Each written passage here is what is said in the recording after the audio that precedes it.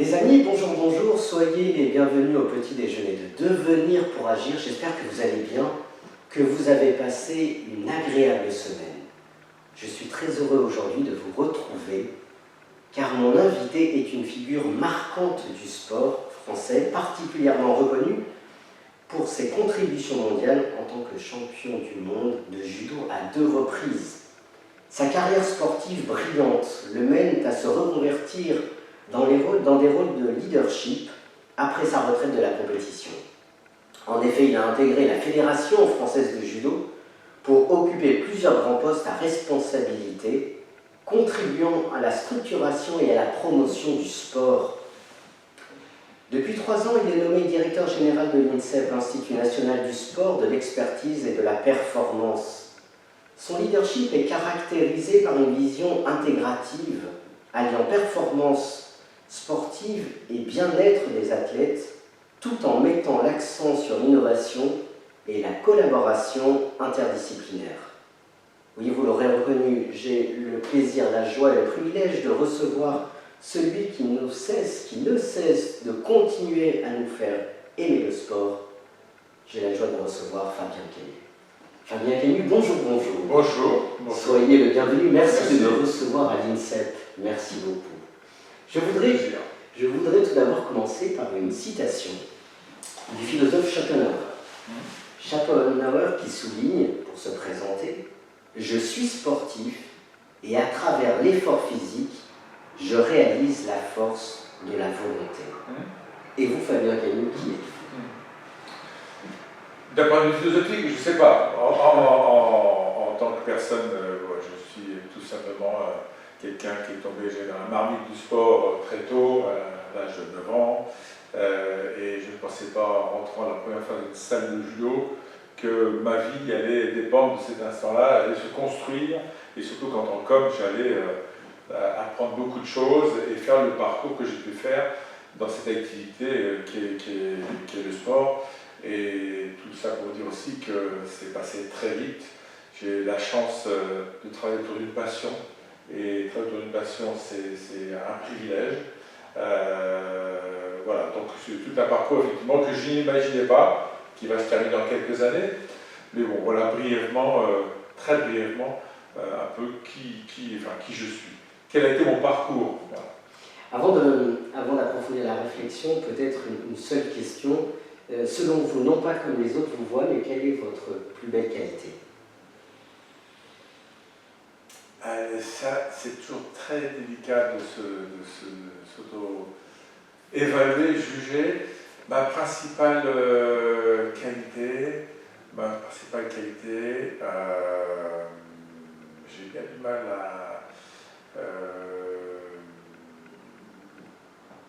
je suis surtout très ouvert, très altruiste, très ouvert sur les gens. En fait, ça a toujours été, la dimension humaine m'intéresse avant tout. Aider les gens à se développer, à réussir, etc. Je pense que j'ai au fond de moi-même une volonté éducative. Je pense que c'est ça ma vraie volonté. C'est une belle qualité. En tout cas, dans tous les domaines, que ce soit professionnel ou dans ma vie personnelle, la relation à l'autre, pour moi, elle est fondamentale. Enfin, on est là sur Terre, sans être dans un monde dire tout va bien, etc. Enfin, peu importe. Moi, ce qui m'intéresse, c'est les gens que j'ai en face de moi, c'est les gens avec qui je vis, c'est les gens, et tout faire pour rendre ces gens épanouis, heureux. Oui, je pense que c'est ce qui me caractérise, même si parfois on va dire, oui, très gentil, peut-être parfois dire aller un manque d'autorité. C'est pas parce qu'on parle fort qu'on a d'autorité. De toute façon, l'autorité doit être naturelle. L'essentiel dans l'autorité, c'est que les gens comprennent le cadre qu'on peut donner. Enfin, voilà, je pense que oui, ma principale qualité, c'est, même si j'ai fait des études d'enseignant d'éducation physique, j'ai assez peu enseigné parce que pris par le sport de haut niveau, mais je pense que ma qualité profonde, c'est d'avoir au fond de moi une grande dimension éducative. Alors vous venez Fabien Caillu, vous venez de faire la transition en parlant de sport de haut niveau. Quelle définition donnez-vous du sport de haut niveau et à quel moment passons-nous je dirais, du sport, non pas de bas niveau, mais du sport normal à haut niveau. Alors, en fait, le sport de haut niveau se définit par le niveau de compétition en fait, auquel on participe. Quand on commence à être sélectionné en équipe de France, quand on commence à participer à ces grands événements sportifs, c'est ça le sport de haut niveau. C'est vraiment effectivement un monde assez restreint. Hein. Alors, il y a tout ce qui se fait avant, ce qu'on appelle l'accession au sport de haut niveau, parce que quand on a 14-15 ans, quand on est dans un centre d'entraînement, dans un sport-études, on est dans une filière d'accession, on n'a pas encore le statut d'athlète de haut niveau. Donc, mais ceci, des moments à prendre en compte, parce que ça se prépare aussi à cet âge-là, de 15-16 ans, vous êtes repéré, vous n'avez pas encore fait du choix du monde senior, de Jeux Olympiques, ce qui est normal. Donc voilà, donc il y a cette filière, et en haut de la filière, pour être très clair, en France, on a 4500 personnes qui bénéficient du statut d'athlète de haut niveau. Il y a 15 000 qui sont dans les filières d'entraînement, il y en a 4 000 qui ont le statut d'athlète de haut niveau parce qu'ils participent à ces grandes compétitions internationales. Alors, en parlant de haut niveau, vous êtes donc à l'INSEP dans cette réflexion sur la performance. J'aimerais réfléchir avec vous sur la performance. Quelle définition donnez-vous de la performance et quelles sont les limites de la performance? Alors les limites sont très simples. Les limites, c'est quand on touche à l'intégrité physique de la personne, physique, psychologique aussi d'ailleurs, hein, parce que tout est lié. Et voilà, pour moi, les limites de la performance, c'est celle-là. Enfin, c'est qu'à un moment donné, on ne doit pas pousser à l'extrême, même si on sait que c'est toujours limite, hein, il y a des blessures, des artistes sport de niveau, bon, mais tant qu'on ne touche pas de manière profonde à l'intégrité physique et psychologique, la performance est pour moi acceptable. Alors, qu'est-ce que la performance? C'est une belle définition à trouver. C'est vrai que ce n'est pas la réflexion qu'on a régulièrement, et pourtant on est dans la performance tout le temps. Pour moi, la performance, elle est individuelle, c'est faire en sorte que chaque personne exprime le maximum de son potentiel et s'épanouisse à travers la performance. Il y a toute une dimension d'abord éducative dans le sport de niveau. L'intérêt du sport de niveau, c'est le moyen d'éducation qui peut apporter à ceux qui ont la chance de vivre en faire. Concrètement, c'est-à-dire quoi? C'est une belle école de formation. On apprend à gérer les défaites, on apprend à se fixer des objectifs, on apprend à se prendre en charge, on apprend à vivre en groupe. Des tas d'éléments qui construisent la vie d'une personne. Et puis, pour moi, le sport de niveau doit rester un plaisir. Il n'y a pas mort d'homme, on est champion, c'est très bien. Je passe souvent mon temps à dédramatiser les choses auprès des jeunes pour dire c'est une chance inouïe, il faut la vivre pleinement. On est champion, très bien, on n'est pas champion, et alors? C'est pas grave, la vie continue, quoi. Donc voilà, donc la performance, c'est un contexte, mais la performance, c'est l'individu qui s'épanouit et qui va au bout de son potentiel. Il sera fait, bien sûr, ils ne sont pas tous champions olympiques, pas tous champions du monde. Et alors? Moi, je suis admiratif quand je vois des jeunes sportifs, enfin des jeunes, moins jeunes, aller au bout de leur potentiel, qui font des médailles mondiales, mais jamais on l'aurait imaginé. Et inversement, parfois on peut être déçu des gens qui ont du gros potentiel. Voilà, c'est vraiment, c'est exprimer toutes ces capacités. Voilà. Et aujourd'hui, comme je vous l'ai dit tout à l'heure, j'enseigne l'intelligence artificielle, enfin l'éthique en intelligence artificielle. Quel est l'équilibre aujourd'hui dans cette performance pour les athlètes? Quelle est la place de l'IA dans la performance? Alors, on est aussi sur ces sujets, bien évidemment. Entre autres, pourquoi? C'est parce que le sport de haut niveau, c'est une multitude de données à prendre en compte. Donc, tout ce qui est data, etc. Mais au-delà de la data, c'est l'intelligence artificielle. Qu'est-ce qu'on en fait? Comment on utilise toutes ces données? Parce que, assez étonnamment, en fait, on s'aperçoit qu'il y a assez peu de surprises dans les performances. Il y a un cheminement de ces performances. C'est-à-dire que si on a des capacités à tel âge, si on a tel potentiel, rapidement, on est capable de voir à 15-16 ans quel est le jeune qui a du potentiel.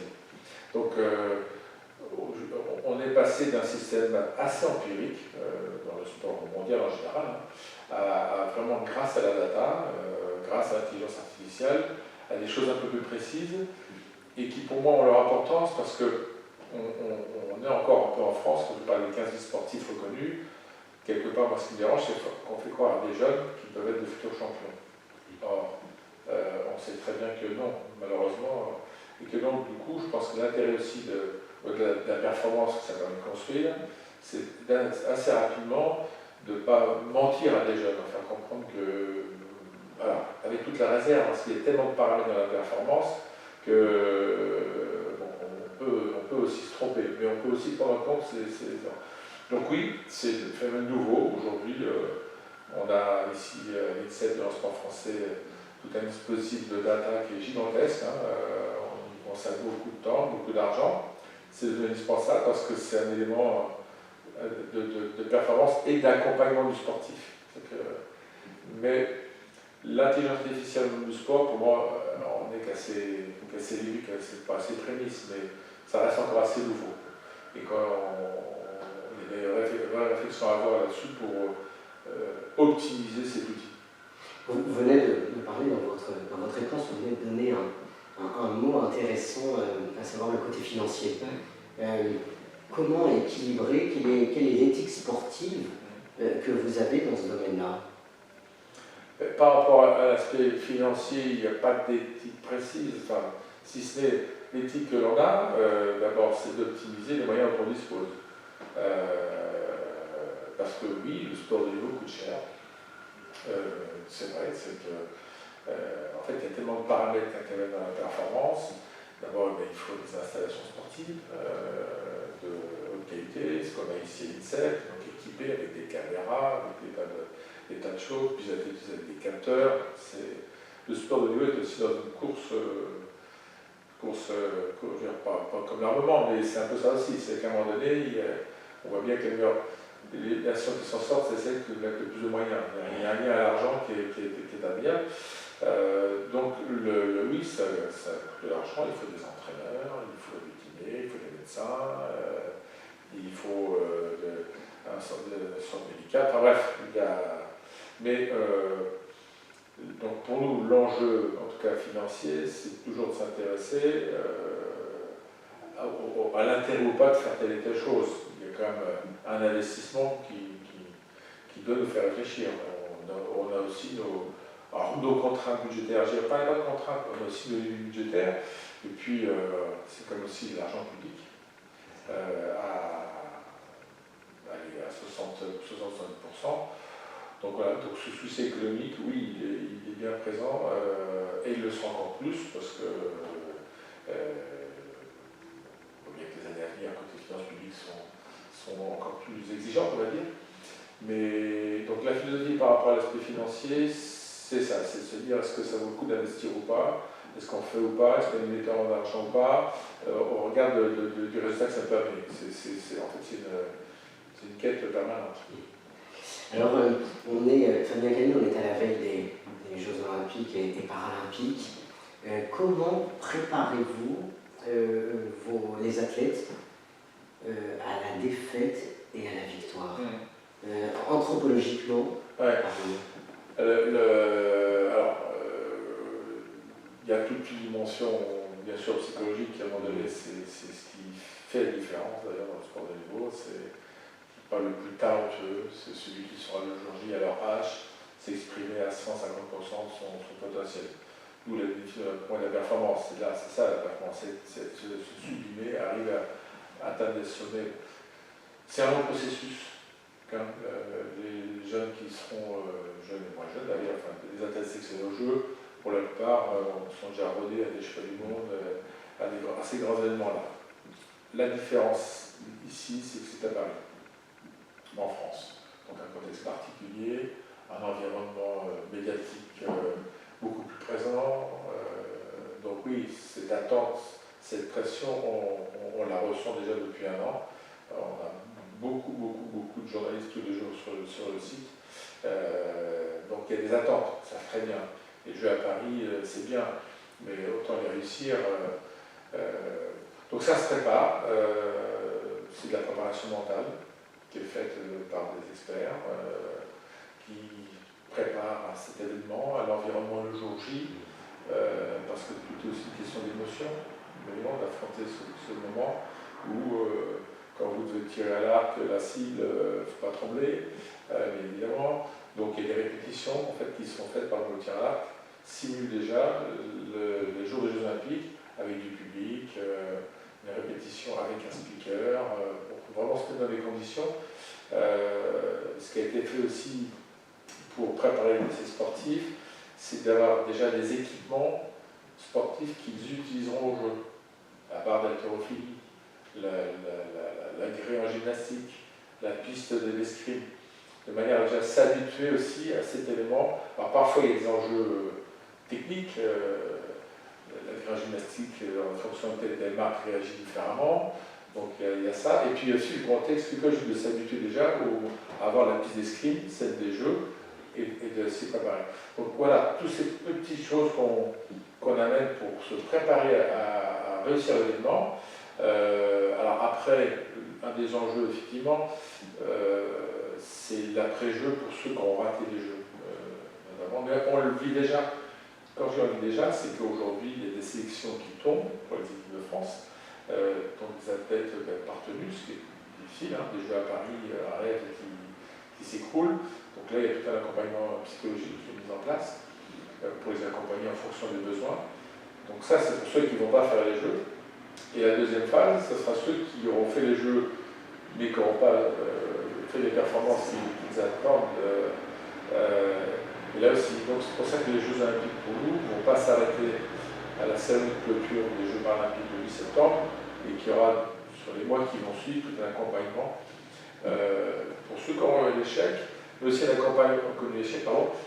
accompagnement pour ceux qui vont mettre fin à leur carrière, qui vont se reconvertir. Parce que beaucoup d'athlètes, après les Jeux de Tokyo, qui ont eu lieu décalé en 2021, ont décidé de poursuivre parce que ça fait rêver. Donc on sait beaucoup de sportifs qui vont arrêter. Donc il y a une année post-olympique qui va beaucoup nous occuper. Et dernière chose, même pour ceux qui vont réussir, c'est peut-être parfois déstabilisant. D'abord parce qu'ils vont être dans un tourbillon médiatique au lendemain des Jeux pendant quelques mois. Et on le vit déjà sur des Jeux hors France, mais là, celui qui sera champion olympique, celui qui sera champion olympique, ça va être archi sollicité. Et parfois, on l'a vu par le passé, toute cette phase de réussite aussi fait qu'à un moment donné, certains s'interrogent sur le sens à donner à leur vie pour poursuivre leur carrière. Et qu'il peut y avoir une forme de blues post-olympique, de déprime. Il y a un tel engagement qui est donné psychologiquement dans ces jeux, qu'on gagne ou qu'on perd, que derrière, toute la tête retrouve un petit peu une certaine stabilité, on va dire.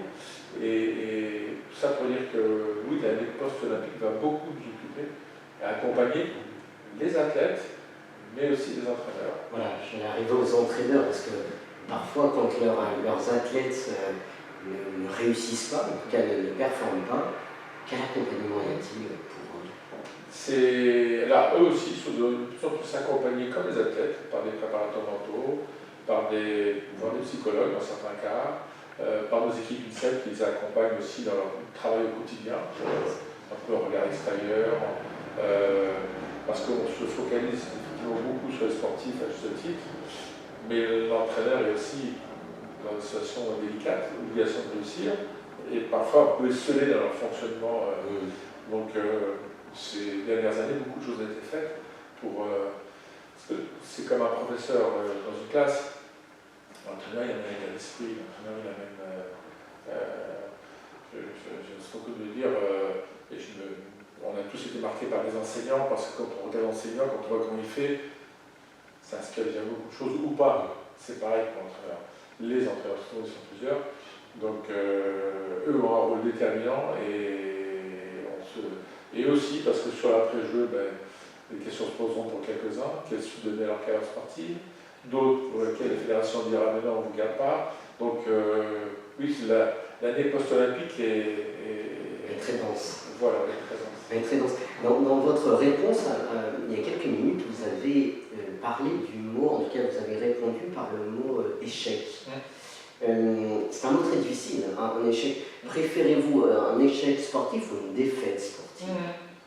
Et quelle différence faites-vous entre les deux?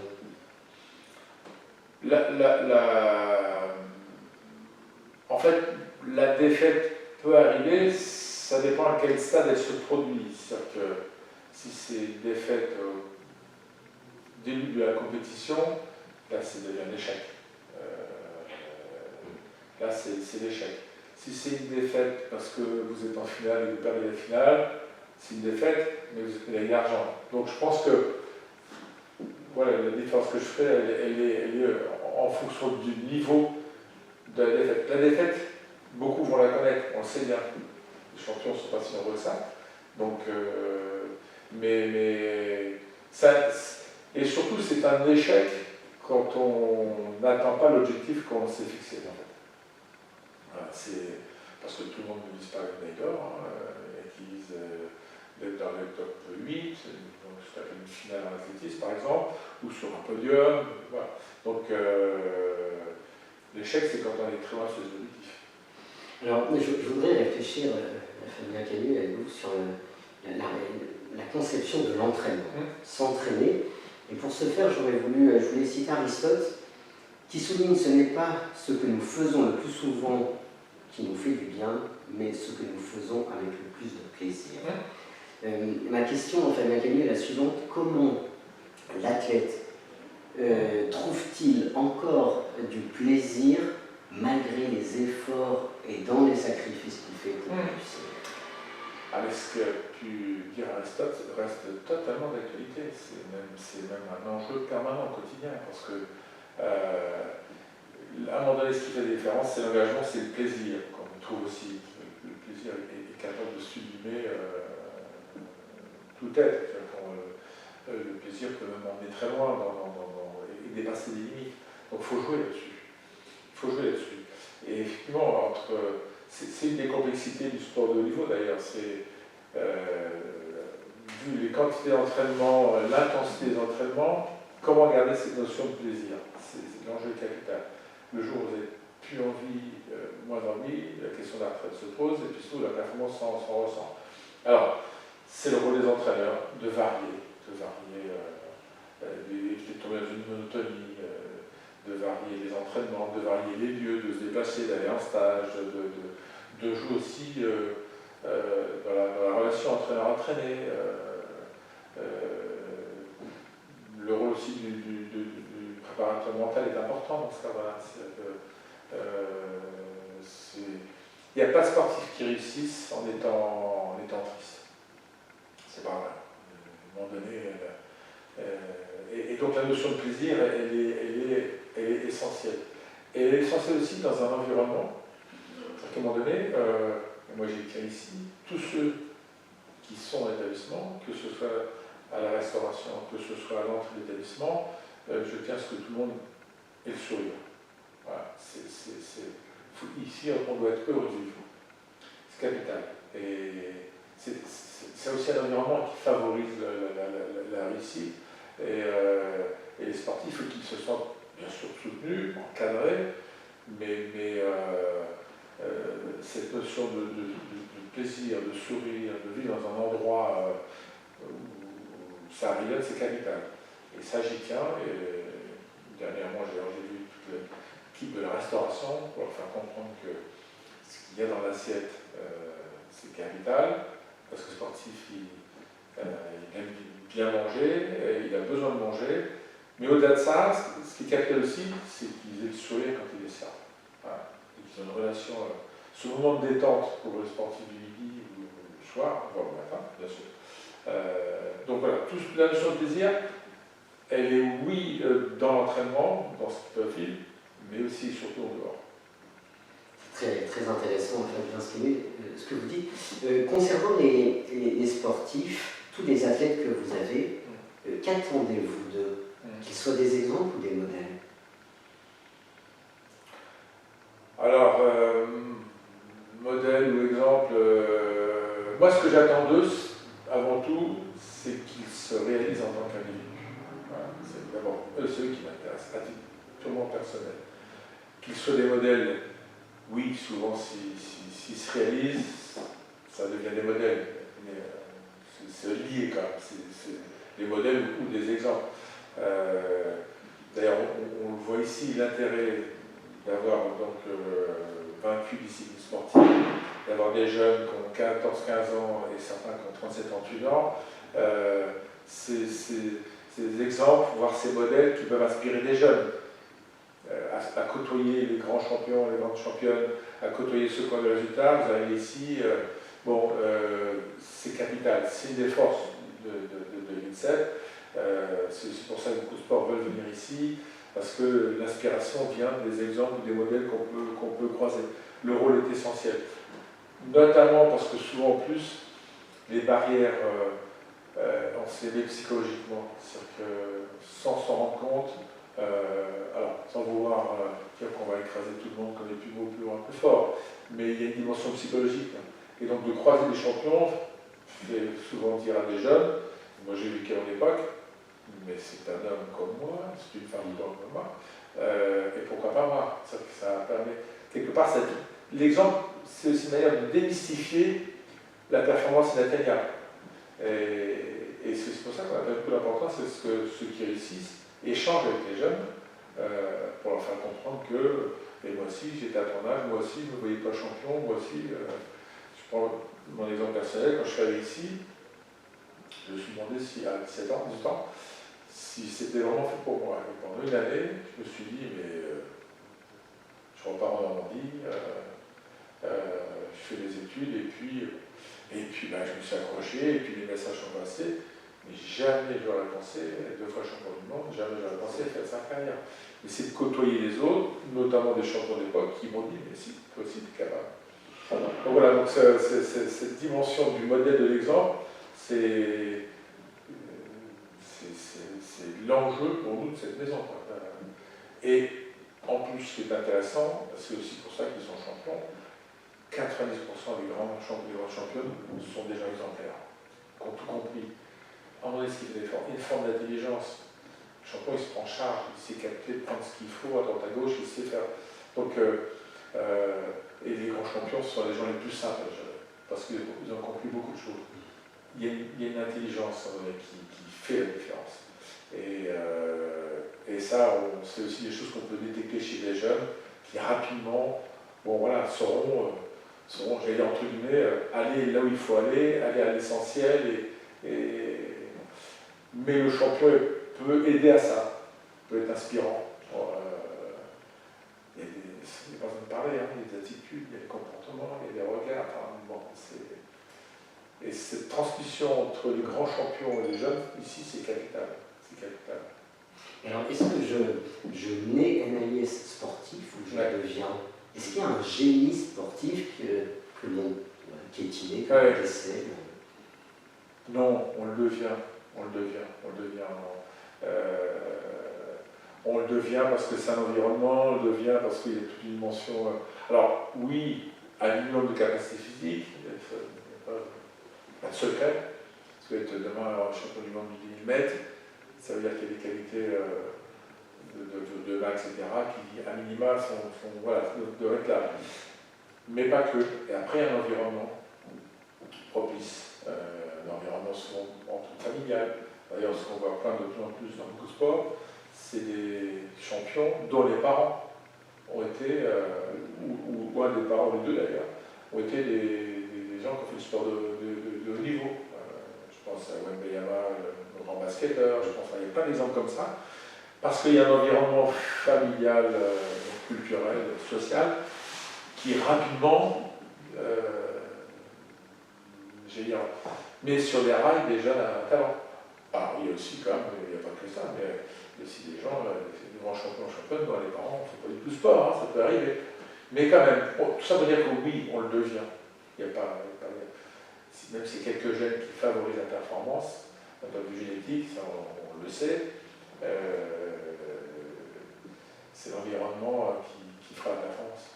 Et alors, dans cette performance, dans cet entraînement, y a-t-il du côté des athlètes une part de reconnaissance, une quête de reconnaissance? Plus ils passent par le sport pour être reconnus, donc il y avait initialement un mal-être, et finalement, comme ils réussissent des compétitions, ils ont cette envie d'être reconnus à leur juste valeur. Ouais. Alors en fait, il y a toutes sortes de profils. Il y en a, oui, qui ont besoin de reconnaissance, qui peut être lié aussi à un parcours de vie parfois difficile ou mal vécu. Hein. On peut avoir une vie de famille qui semble normale et pour autant mal-être. Il y a un mal-être, un besoin donc quelque part. C'est assez paradoxal tout ça. Oui, donc il y a des sportifs qui veulent réussir parce que c'est un besoin, c'est une manière de se rattraper sur ce qu'ils ont pu vivre dans leur vie. Et puis il y en a, non, pas du tout. Ma vie a été sans difficulté pour eux d'un point de vue psychologique, mais qui se réalisent par le sport. En fait, et c'est vrai qu'il y a souvent des parcours de vie qui expliquent, mais c'est pas dans le sport, hein, c'est dans la vie en général. Le besoin de s'exprimer, le besoin d'être même autre chose que les autres, d'être reconnu en fait quelque part. La reconnaissance, elle est parfois liée à des blessures qu'il peut y avoir. Oui, il y a ça. Mais il y a aussi ceux qui réussissent, manifestement, sont non, mais moi, ma vie, j'ai une enfance heureuse, j'étais heureux, mais bon, voilà, je sais pas. Donc, ouais, c'est assez étonnant. Fabien Cagny, ma dernière question, malheureusement, l'interview s'achève. Une toute dernière question, êtes-vous heureux? Ah, moi, je suis le plus heureux des hommes. Je ne sais pas, j'espère qu'il y en a d'autres. C'est pas. Non, moi, oui, je vis quelque chose d'extraordinaire.